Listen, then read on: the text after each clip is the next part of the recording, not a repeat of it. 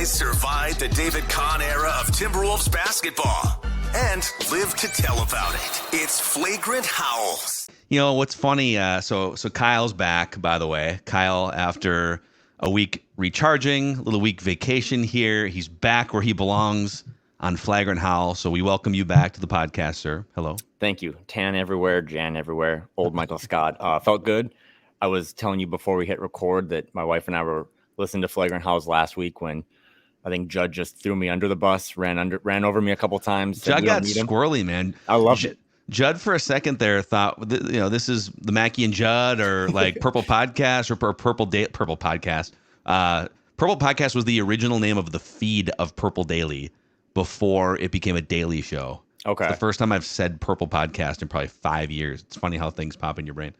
I had to remind him, no, this is the house that Kyle helped build here. Okay, you be respectful. You wipe your feet on the doormat. Okay. Judd walked in. You take your shoes off before you walk up and down the steps. I love it. Sports Dad just walked in and looked you in the eye and said, "I'm the captain now." And Yeah. he's like, we don't need him. And it was a great pod. I'm glad you got to a tough week for me to be off the grid, literally, with all the Pat Bev, Anthony Edwards noise. But FIBA's over. You just needed a bigger platform for the week. That's what you needed out in. Yeah, that's true. And I will say, my opinions on the whole Anthony Edwards bigger market stuff basically echoed everything you said. So you said it better than I could ever. But I have put out the bat signal to see if Pat Bev would like to clarify those comments. So maybe we'll have him on. Okay. We'll see if he gets back to me. But no, pod was good. I'm glad to be back. And I think we have a special. I feel like today is maybe the end of the off-season podcast for us. What we're going to jump into, and then maybe next week we can really kick off the 2023-24 season. But I know you've been working overtime, so. Well, I was going to say, before we turn the mics on, you had mentioned, hey, we have some like schedule stuff to discuss and some logistical stuff sort of off microphone. So, maybe we can block out some of that time here because this podcast probably won't be that long, right? It's an off-season podcast, and I had to remind you. I mean, I don't know how long it's going to be. But I have 100 Timberwolves on a list here ranked 1 through 100, the top 100 Timberwolves of all time. Now we did a version of this podcast thanks to you go back and listen to it. A listener sent us his top 100 Timberwolves. Yep. And we went through and kind of riffed off of that list. I have put together from scratch here my own top 100 Timberwolves of all time. And we're going to go through in like 10-player chunks, 5 or 10-player chunks. Really, the only criteria here for me was, well, they had to have played for the Timberwolves. Okay, obviously. And number 2, peak performance outweighs longevity for me. So if you were great for a short period of time, or you specialized in something for a short period of time, you're probably going to be a little higher up than if you were just on the team existing as a bench player for 5 years, right? Yeah. So I don't want to like spoil anything and name names here, but you can think of players that were here for short amounts of time that were really, really good, and maybe some players that were here for a long time and they were fine.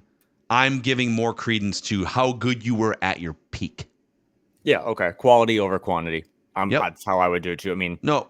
Yes. Right. Wait, yep. Yeah, just say right. Quality over quantity. Yeah. Yes. Yeah.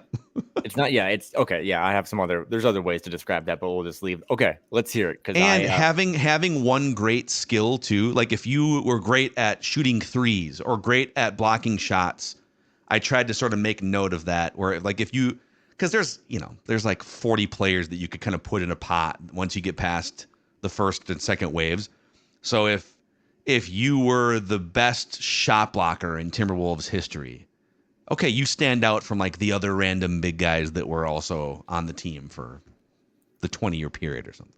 Well, before we get into it, because I pulled up the list we did back in, I think it was June, and Luka Garza was 99th.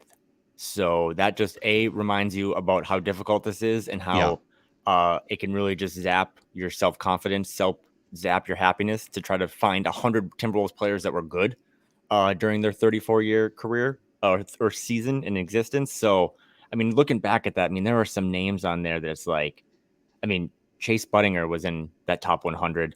Mark Blunt, Mark Madsen. It is a really tough list. So despite Purple Daily and the Twins showing Minnesota sports right now is kind of popping good and bad. we appreciate you putting your time and effort into this because I feel like you're going to have some, especially at the top with quality over quantity. I feel like you're going to have some differences compared to what we did in June. And you named a couple players there that were on the previous list that did not make the 100. Spoiler alert: Luka Garza. All due respect to one of our favorite current Timberwolves, did not crack the top 100. His uncle is going to come for you. Enough. Please, Garza family, we love you. Hope for the best this season. And then somebody else you just said. Craig Smith. Chase Buttinger. Buttinger did not make my. Okay. I would say Buttinger or Buttinger. Buttinger. No, Naga. Not gonna work here anymore. Anyways, he was probably a 101. He was like on the outside looking in, first four out. Known more for his volleyball skills. So.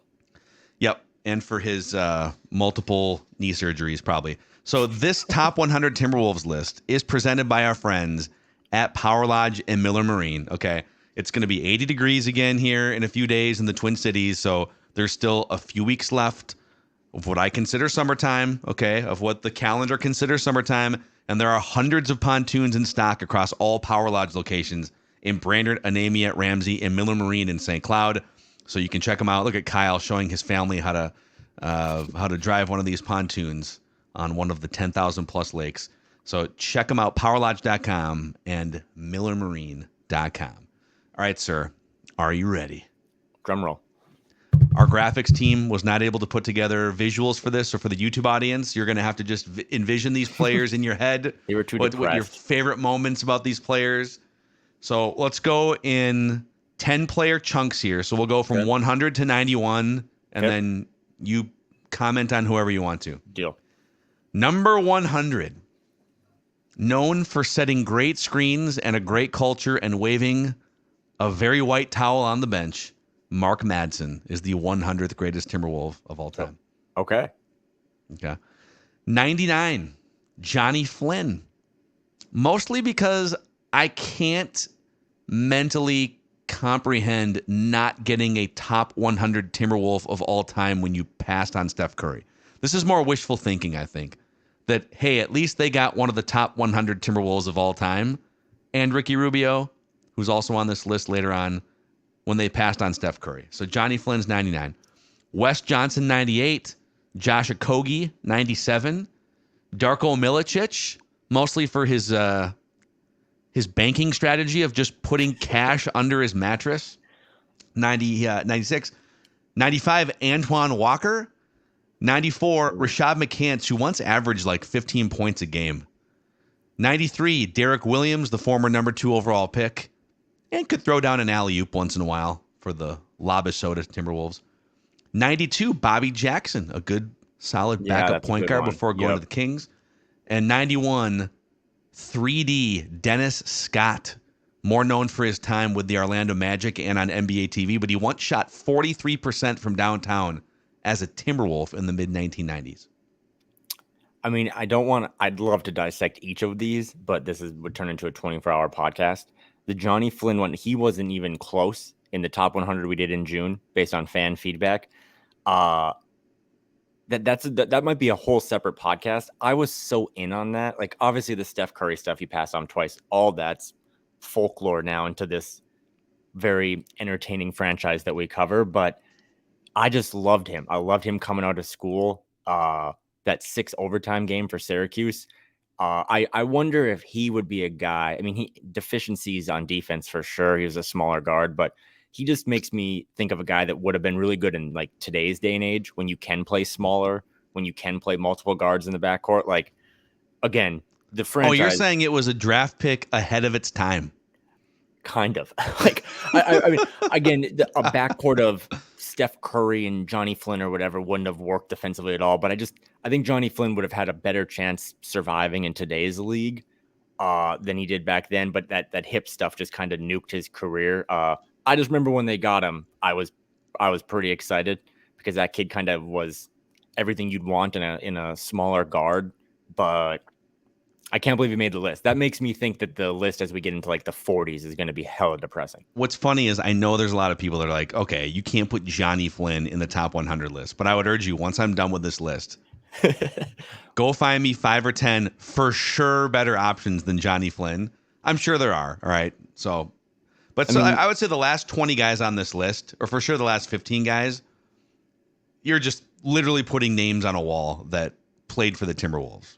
Again, Jalen Noel was 83rd on the list we did in June. So I think Johnny Flynn, just by career earnings or smiles per 36, probably deserves to be over Jalen. I'm going to say Jalen Noel was so bad last year, I punished him by putting him on the outside of this top 100 list. I'd rather have Johnny Flynn than last year's version of Jalen Noel. Although you could say that like peak Jalen Noel was better than peak Johnny Flynn. But I'm still upset about vouching for him the entire preseason and then him laying an egg. Is he on a team? Jalen Noel, less than 12 months ago, you and I said was going to, at bare minimum, get the Jordan Poole contract, which I think was 4 years, $100 million. It is September 12th, and Jalen Noel does not have a team. Yeah. So unless the Shanghai Sharks start calling, Jalen Noel might be in a little bit of a pickle and might have to be like a training camp roster guy, but it has not gone well for Jalen this offseason. All right, number 90. We're going to go 90 through 81, then I'll pause again. You can pick out a couple names to react to. Number 90, one of my favorite role players in the late 90s on those Kevin Garnett teams.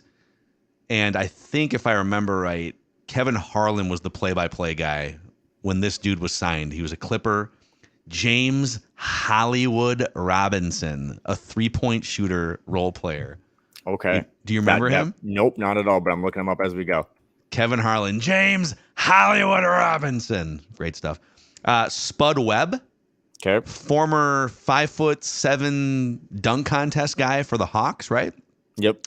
Came over to the Timberwolves. Nice little backup point guard for a minute. Stacey King was a Bulls big man. He's also like one of many random Timberwolves 90s big men on this list. 87, Thurl Bailey.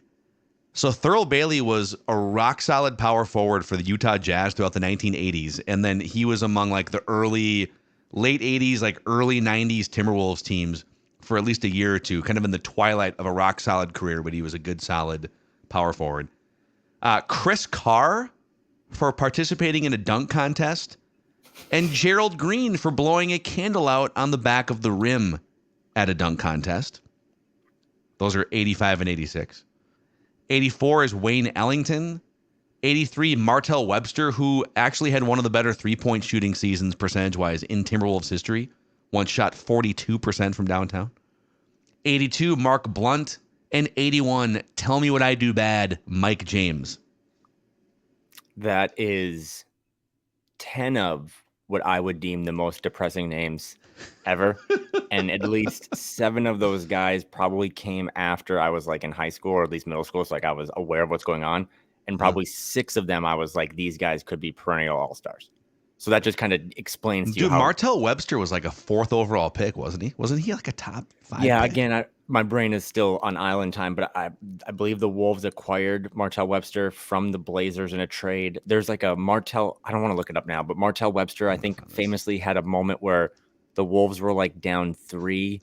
He went for the layup with like he went for the layup. Clock ran out. Yeah.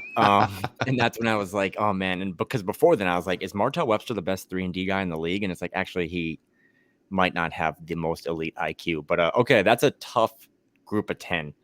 He was the 6th overall pick in the 2005 draft, which is not a great draft. That was the Rashad McCants draft. And he did come over from Portland to the Timberwolves for a couple of years. I'm trying to see what that trade was. Favorite player in that 10 you just listed was Wayne Ellington, who I think has had a much longer career than anyone ever thought. Really good 3-point shooter, has bounced around the league. But again, don't quote me on this, but he was part of, I believe, a championship team in Carolina. That's kind of my basketball team growing up, North Carolina. So, I was excited to get Wayne Ellington in the second round. And I don't know. Now we're just both Googling things. I think Wayne Ellington might still be in the league. So shout out to him. He has carved out, he's made millions and millions of dollars playing basketball. Martell Webster, by the way, was traded to the Timberwolves from the Blazers, for Luke Babbitt and Ryan Gomes. Listen, I'm just spoiler alert. If Ryan Gomes isn't on this list isn't real. All right, number 80, Nemanja Bjelica. Number 79, Shabazz Muhammad. Number 78, Marko Jaric. That was one of the worst trades in a franchise littered with bad trades and personnel moves. It was Marko Jaric I think it was Sam Cassell and a first-round pick for Marko Jaric was the deal to the Clippers. I think Marko Jaric was, currently is, or might be in the future married to like Miss Universe. That's kind of all I remember. He was married to Adriana Lima, I'm pretty sure. Yep. Okay. Yeah. That vibes. Sebastian Telfair, number 77. Scotty Brooks eventually became the head coach of the Kevin Durant, James Harden, Russell Westbrook Thunder teams, right? Just a good hustle point guard in the early 90s. Dario Saric is 75. Dante Cunningham, 74. 73, Luke Longley before he went to those Bulls teams and became part of the three-peat Bulls. It's a good, solid big man for the Timberwolves. Number 72, Cherokee Parks, another random big man during the mid-90s for the Timberwolves. And then rest his soul, Malik Sealy, number 71. Good, solid wing player. Yeah, rest in peace. He was a real good friend of Kevin Garnett, I believe, during their time here. All right, the biggest one that stands out to me, Shabazz Muhammad. I'm just gonna read again. I think sometimes I get deemed a little too pro Timberwolves, so I just want to bring this up. Back in the 2013 NBA draft, the Minnesota Timberwolves had the 9th overall pick. They selected Trey Burke, 1 pick ahead of CJ McCollum, who you might have heard of. They then traded that pick for 2 later first-round picks, 14 and 21. At 14, they took your guy Shabazz Muhammad. Why is that notable? Because at pick 15 was a guy you might have heard of. He might be in top 100s around the league. Giannis Antetokounmpo. Wow. Yeah, you could play that game a lot in Timberwolves history. But they did get Gorgie Jang as well. And I will say, Shabazz and Gorgie for Trey Burke, who was I didn't really like him. Again, as much as I like Johnny Flynn, undersized guard coming out of college. Didn't really like Trey Burke. That was actually kind of a good trade, but you just so happened to miss on Giannis. Also, Dennis Schroeder, MVP of FIBA, was kind of paired between those 2 picks. So tough draft recaps and draft history is not something that Timberwolves fans should just go look up when they're free. Don't do it. Just find something else to do. Read a book. It's a tough scene. I'm probably, with some of these, I'm trying to give more love. I was born in 85, so I vaguely remember the early 1990s, some of the OG Timberwolves. Like Pooh Richardson was one of my first favorite Timberwolves players, and he'll be on this list later. So I'm probably I'm trying to skew toward giving some love to Timberwolves from the early 90s. So I've got Todd Murphy, who was a good role player for 3 years for the 1990-91 Timberwolves. Todd Murphy with 1D, T-O-D Murphy. He's number 70 on my list. Thad Young, number 69. Nice. I'm going to put the Beasleys next to each other here. 68 is Michael Beasley, and 67 is Malik Beasley. They can just both be out there forgetting, the game situations, streaky shooters, whatever. Malik Beasley, I will give him credit. He was actually one of the best three-point shooters there for a couple years in Wolves history, and awful at everything else. Unplayably bad at almost everything else, but did once average about 20 points in a season. 66, Tyus Jones. 65, Taurean Prince. 64, a guy who drove me nuts, JJ Barea, because I feel like every other shot was him trying to dribble through trees in the lane and getting rejected by the underside of the rim.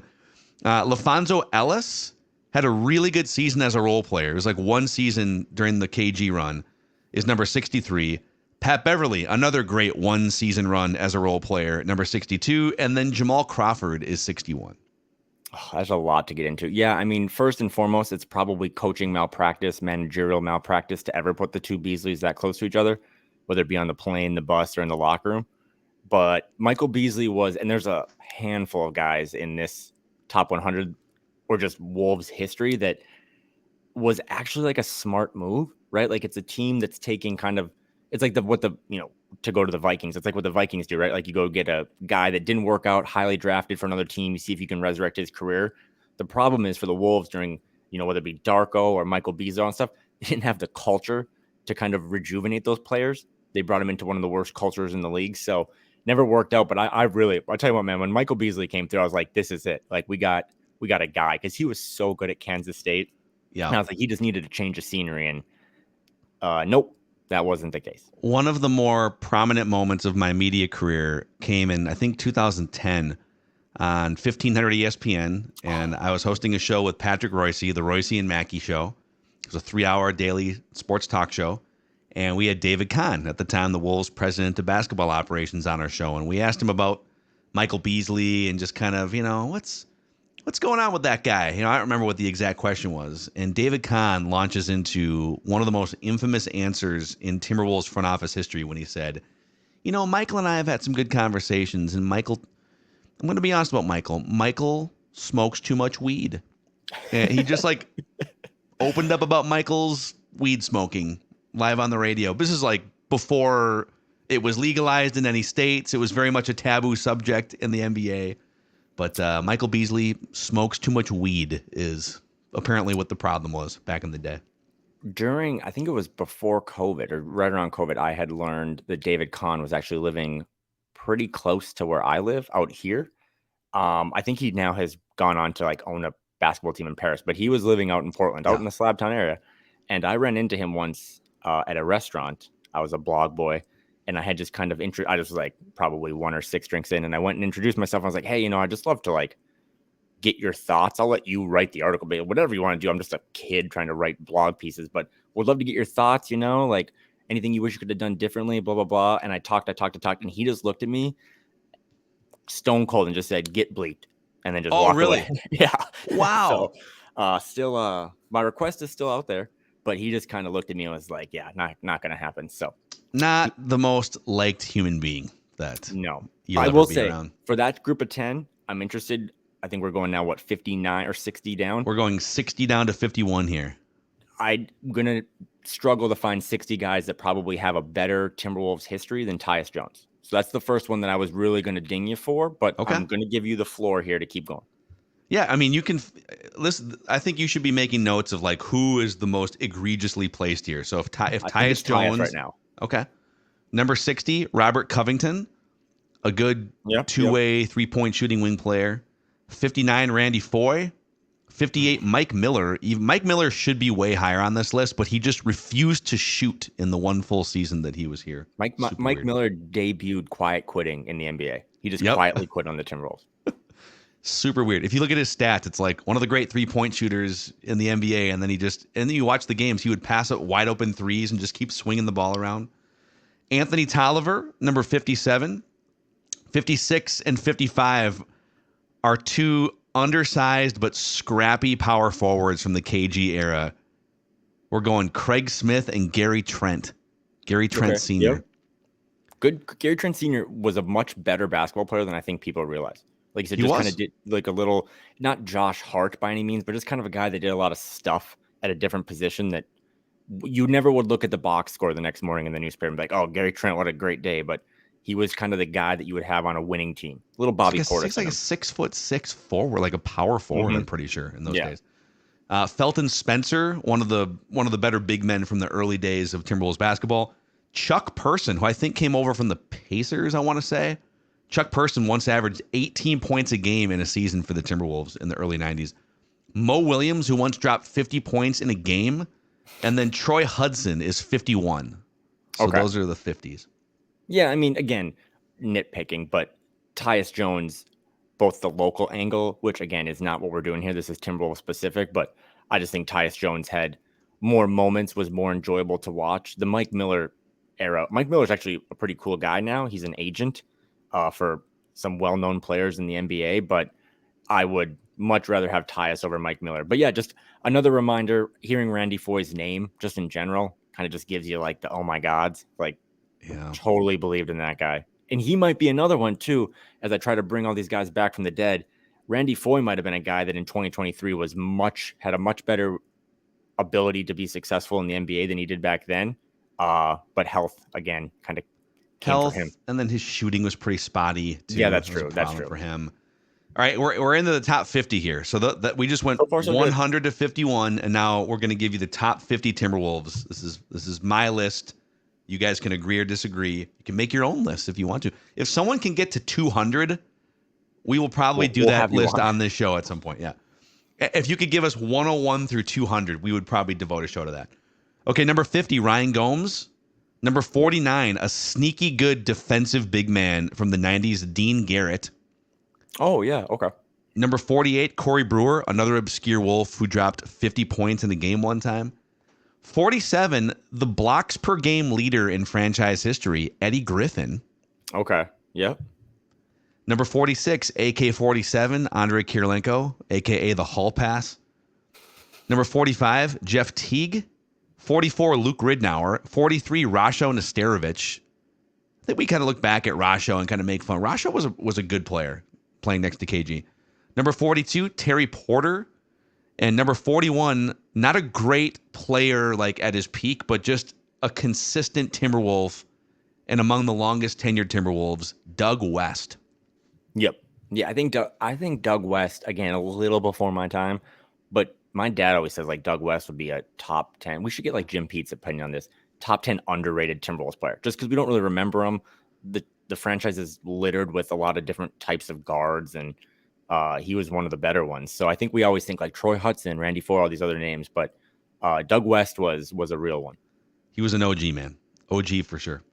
All right, now we're into the top 40. So now we're getting, these are more like, some of these names are guys that were good young players who popped, or some role players that played key roles on 45, 51 Timberwolves teams. Zach LaVine is number 40. Okay. That's a big what could have been, man. Like if he would have kept going, obviously he would have been probably closer to like top 10 of all time.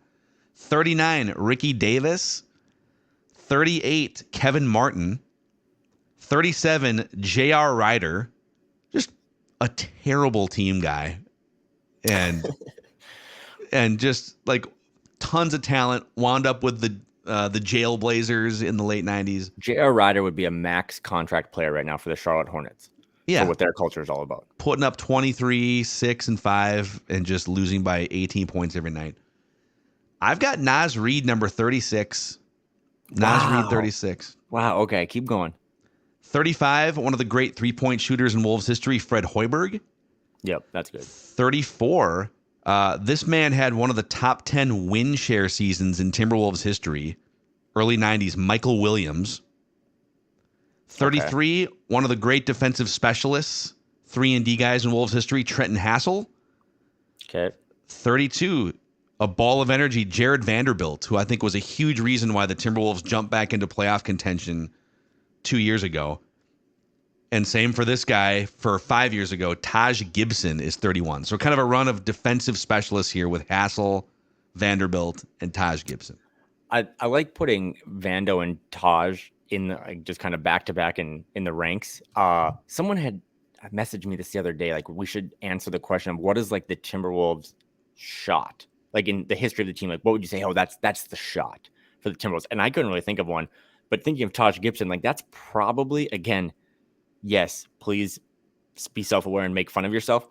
Taj Gibson probably had like one of the top 10 moments in franchise history when he steals that ball in the corner to win kind of the game 82 thing. So again, a basic strip steal in a regular season game being a top 10 moment in this franchise's history says a lot. But I mean, that was a big moment for them. I remember, I think I cried when it happened.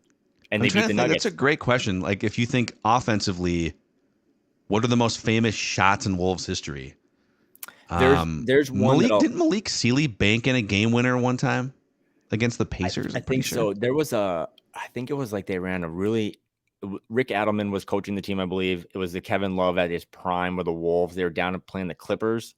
I think it was the Blake Griffin, Chris Paul stuff. They kind of ran this like elevator doors ATO where Kevin Love popped and hit a 3 to win the game. Yes. I can't remember. I got to go look that up now. I don't know who was on the team. Johnny Flynn might have been there. Wesley Johnson might have been there. But I remember that. Again, I was watching that game at Cuzzy's in Minneapolis. Oh, that little dive bar off Washington.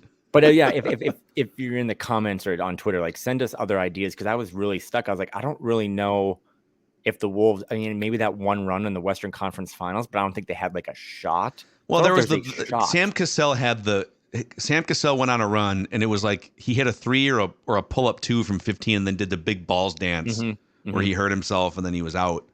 That that was like game 2, I want to say, and it daggered the Kings.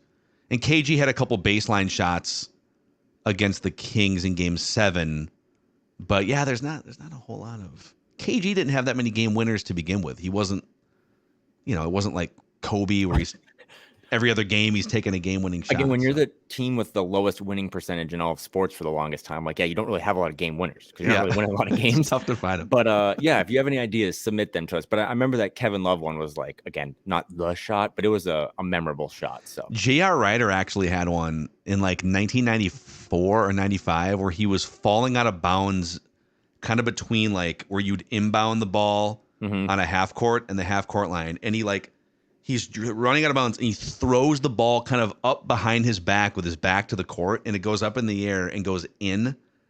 Kevin Harlan was on the call.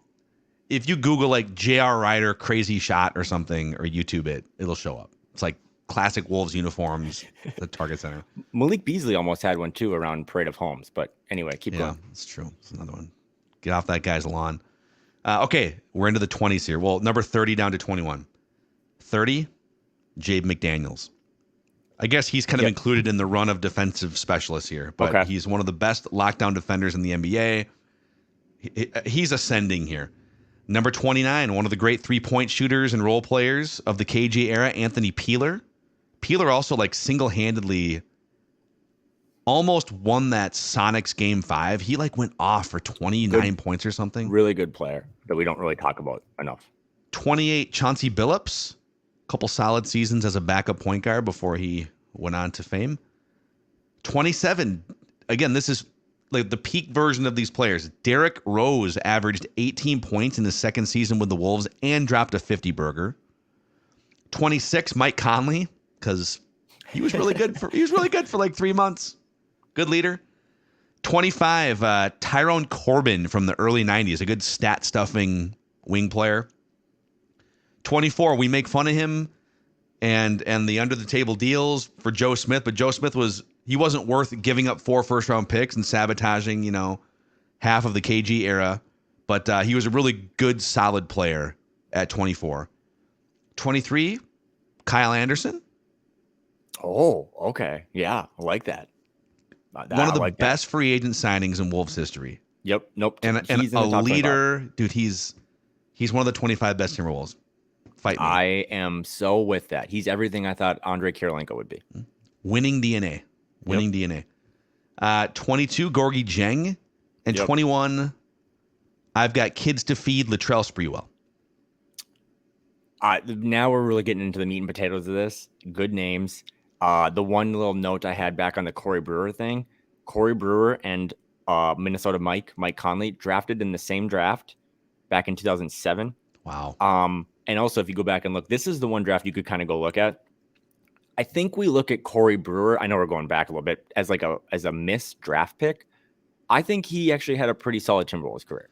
He was the guys 7th overall pick. Yep. I mean, Joakim Noah was drafted 9th, but there's a lot of like Brandon Wright, Spencer Hawes, AC Law.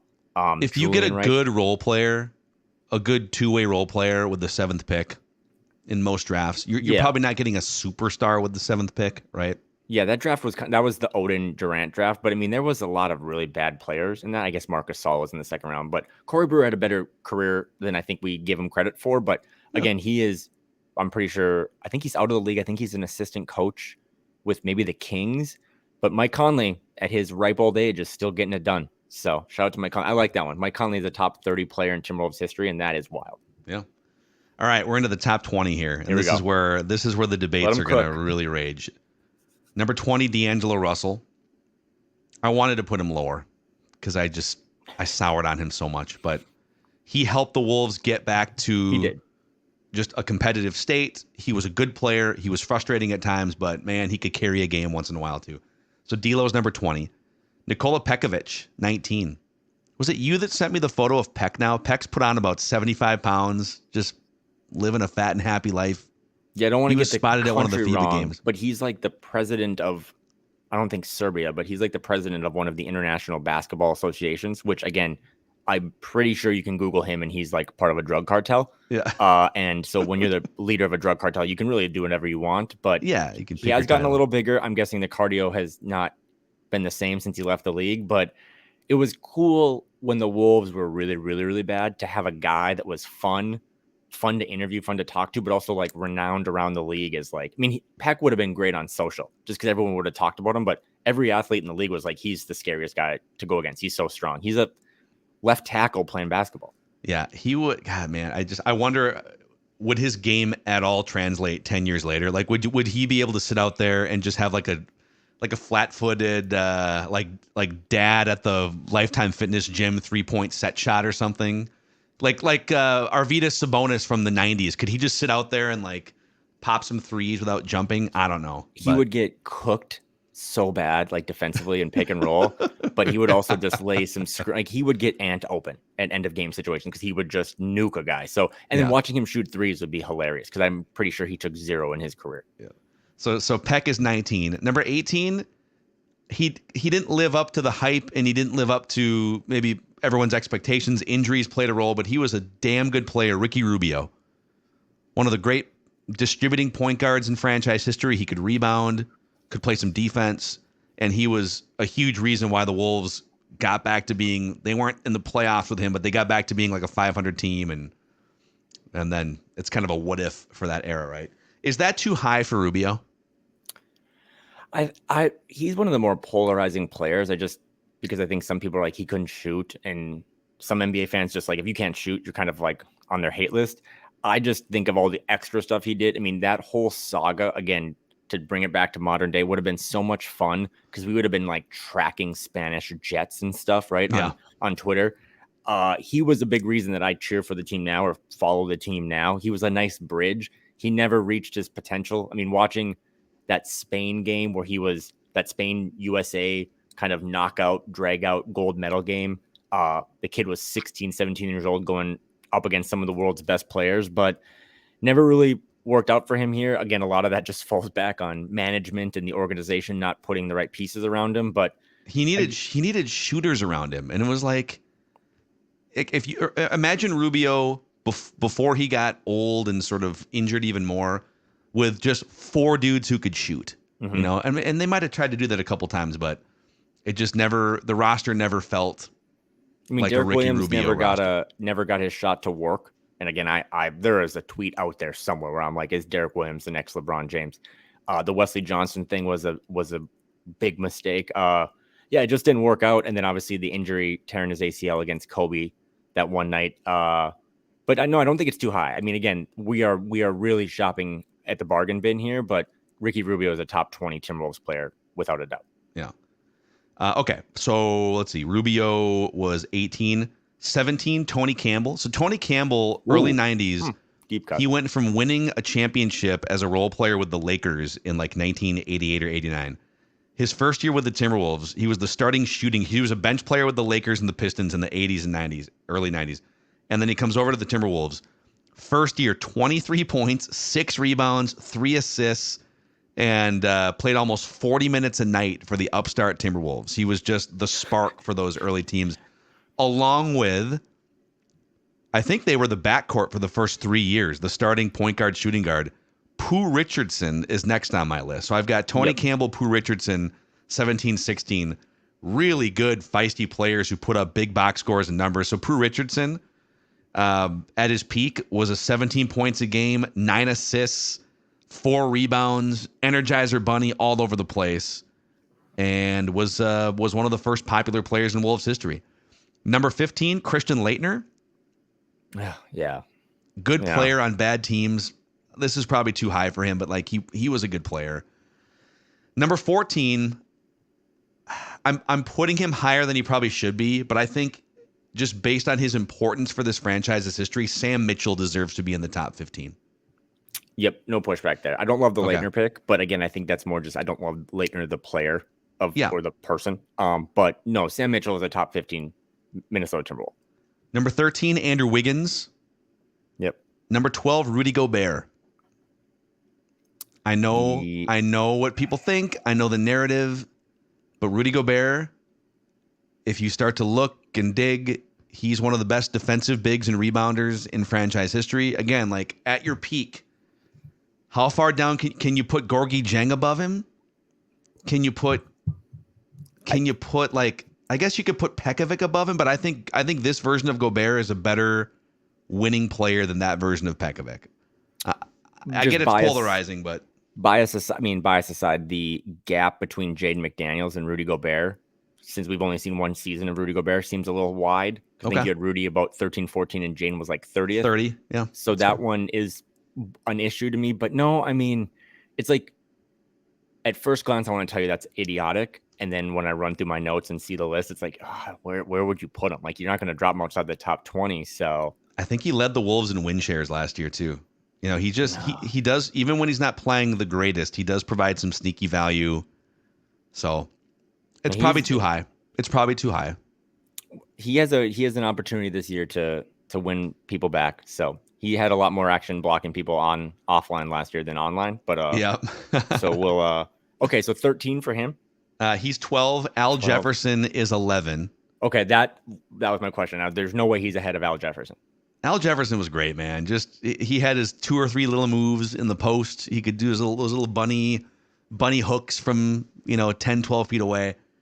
And now we get to the top 10. Number 10, Stephon Marbury. Okay. Yep. A lot of people are going to say that's too low, but this is going to get good. I'm excited. Number 10, Stephon Marbury. Number 9, Wally Szczerbiak. Number 8, Anthony Edwards. I need another full season. Kyle, turn on the cameras. Let me list the other ones, and then you can fight me, okay? He's still not. If you think back, like we think about the peak moments, but there is still. He could throw up a lot of duds. He could put up the 3 for 17s and disappear defensively. I think we're getting a more molded, consistent version of him going into this season. But I've got Anthony Edwards, number 8. Number 7, Tom Gugliotta. So Tom Gugliotta was the first ever All-Star in Timberwolves history, and he was in right there with Kevin Garnett and Stephon Marbury. Yeah, no. The reason why they became a relevant, competent team in 1996.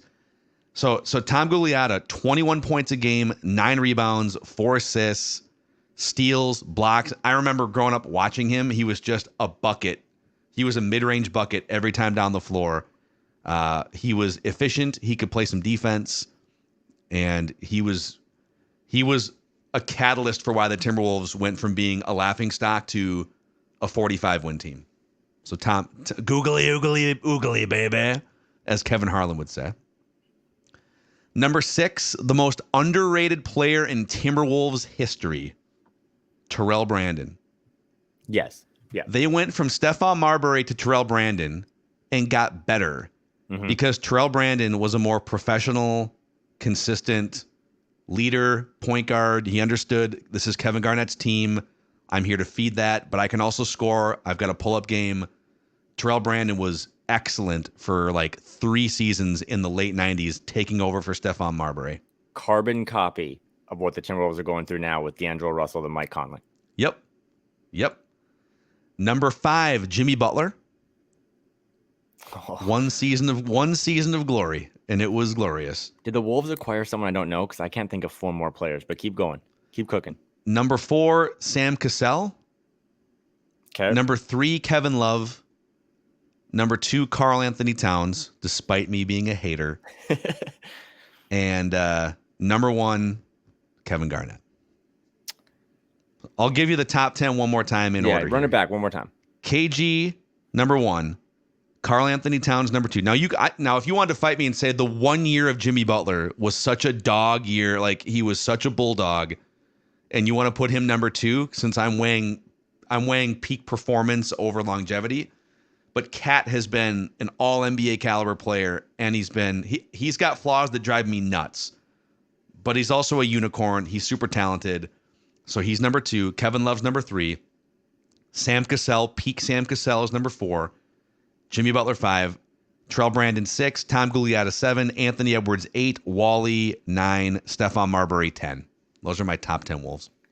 So the list we did back in June, just to go 1 through 10 quick, was Kevin Garnett 1, Jimmy Butler 2, Kevin Love 3, Cat 4, Ant 5, Szczerbiak 6, Cassell 7, Gugliotta 8, Al Jefferson 9, and Sprewell 10.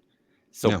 Sprewell was pretty high on that list, but outside of that, he was fine. He was kind of at that point in his career, though. He wasn't the same guy. He wasn't on the level of like what KG and Sam Cassell brought to that team. The Ant stuff at 8. Like again, what a weird comp, right? Like him and Gugliotta. Like terms of kind of first all-stars in a while, bringing the team back to relevance. Maybe not even the best player at the time that they were bringing the team back to relevance. Gugliotta had Kevin Garnett and had Carl. But I don't think I find too much. Again, I think the Rudy Gobert, Jaden McDaniels gap is pretty big. And then just after you listed way too many guys that have brought full sadness to my life, Tyus Jones. Tyus Jones to me is the top 50 Timberwolves player because I also think he was a really good backup point guard. Everything you'd want, like you said, in the Terrell Brandon mold. Over See, like the Memphis version of Tyus is a top 20 Timberwolves player. That's true. But the Wolves version of Tyus, who couldn't really shoot at the time, he didn't figure out how to shoot till he got to Memphis. I feel like, but yeah, like he might be a little bit too low. So now that we've done that and we've gone 50 minutes just naming people from the past, I want to ask you: is there a guy? I mean, you've named some of them. But is there a guy on the roster right now that you could see moving up the most or adding himself to this list if we do it again next summer? I think Anthony Edwards, if he is the front man for a 50-win team that wins a playoff series, and it's his baby, and everyone else is along for the ride as good role players. If we get that from Ant this year, he for sure moves above Gugliotta, Terrell Brandon, and probably then would move above Jimmy Butler. I mean, Cassell helped drive the Wolves to a Western Conference Finals, So to me, the top four, I guess I could hear a case then. The more I think about this, I should probably have Cassell over Love, and then Love spot the most vulnerable to get into the top four. If I could change one thing, I would actually flip-flop Love and Cassell. I would put Cassell as the third best Wolf of all time. I would say like Carl Stock is the worst. Like he has nowhere to go but down, right? He'll never catch Kevin Garnett. Yep. So being at 2 on your list, he's going to come down. Ant could rise. I think you could make a case that Rudy Gobert could rise. Yep. And to be like, if this season really turned out to be, I know we're doing it again, but like a 50-win team and he gets back to all defensive kind of caliber stuff, you could see him. I mean, who did you have 10th on your list at 10? Stephon Marbury.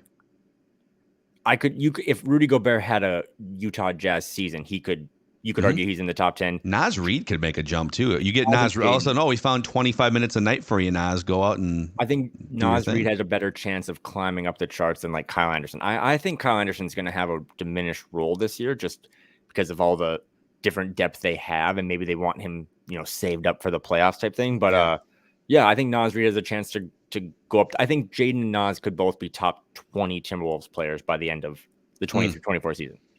Wow. I know I'm going to get hammered by people for about 3 or 4 of these. The Gobert thing, people are going to hammer me. The Anthony Edwards thing. But again, you got to keep in mind, I was like 10, 12 years old watching the first relevant good Timberwolves teams. Mm-hmm. And Tom Gugliotta was the professional veteran, but in his prime. Like he was the adult in the room as KG was 19, 20, 21, and Stephon Marbury came on board. And by the way, Marbury and Gugliotta hated each other, and I think that led to Gugliotta getting traded to the Suns, and there's a whole story there. But I will fight and die on a hill for Terrell Brandon and Tom Gugliotta because of how relevant they were, flanking Kevin Garnett in the mid-90s, late 90s. So, but fun exercise. Can't wait to see the comments in the YouTube comment section, SKOR North YouTube channel. And if you guys could, Flagrant Howls, which has charted now a couple times as one of the 50 best and top basketball podcasts in America. You can help us rise by giving us a 5-star rating and a positive review on Apple Podcasts on the Flagrant Howls podcast feed. So, all right, Kyle. I got a quick one for you on the way out. Quick one for you on the way out. If you sit in the middle seat of a 3-seat on a plane, the middle seat, do you believe that you deserve both armrests? Okay, I as a Minnesota people pleaser, I assume elbows in if I'm in the middle, unless somebody gives me. I just assume if I'm in the middle, I am everybody's bitch for the next like 2 or 3 hours. And if somebody gives me a little elbow room, I will graciously take it. I mean, that's kind of how I roll, I guess. Maybe I'm being too passive. I also, anyone who knows me, I'm very North Dakota nice, but I feel the complete opposite. The window, you have the window. You can take IG photos. You can just lean against it, sleeping. I can't sleep sitting up. If you have the aisle, you have the ability to put your legs out there. If you're longer, taller, whatever. If you're in the middle, those two armrests on your right and left are yours. You can take them with you if you want, but those are yours. So if I put my That's arms fair. on there, get your arms off there. Okay. I'm going to try that next time. Get bleeped, buddy, as David Kahn would say. I try to avoid the middle seat for that very reason. I just, I don't like to be sandwiched in too much, but I will try that next time. Be aggressive and see what happens. Use promo code Kyle and tell him I sent you. All right. This is your favorite Timberwolves lifestyle podcast. At least we hope. Flagrant House. He's Kyle. I'm Phil. And if you guys want to start working on 101 through 200 on your all-time Timberwolves lists, let us know and we'll get you on the show.